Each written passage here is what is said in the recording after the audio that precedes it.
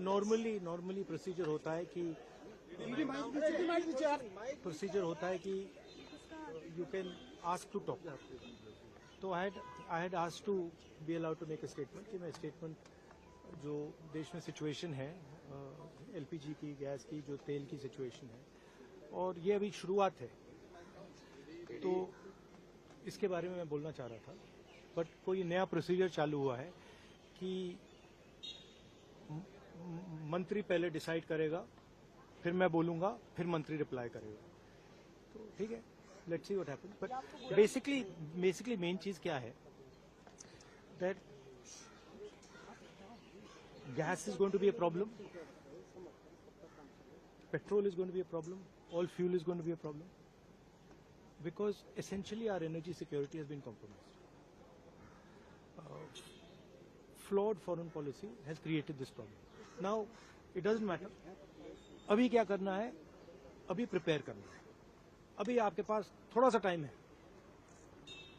तो सरकार को, प्रधानमंत्री को एकदम प्रिपरेशन शुरू कर देनी चाहिए, क्योंकि अगर प्रिपरेशन नहीं की तो फिर करोड़ों लोगों का जबरदस्त नुकसान होगा। कह रहे कोविड के जैसे कोविड से निपट लिया था वैसे ही निपट लेंगे। राहुल जी वो कह रहे हैं कि जैसे कोविड से it's a much bigger issue. It's a much bigger issue than oil is being allowed, oil is not being allowed. This war is fundamentally about the current world order. Right? This is a much bigger thing than Iran is allowing us to allow fuel, not allow fuel. We are going into an unstable time. When you go into an unstable time, you have to change your mindset. You cannot have the same mindset, right? So what I'm suggesting to the government is that they now start to think deeply about what are the possibilities and what do we have to do to make sure that हमारे लोगों को नुकसान ना हो। I'm not making any political statement. I'm just saying that I can see that a big problem is coming, right? And सुनिए, और अगर ये ईरान के लेवल पे अभी रिजॉल्व हो जाए, तब भी ये प्रॉब्लम नहीं जा रहा है, क्योंकि दुनिया बदल रही है, स्ट्रक्चर बदल रहा है।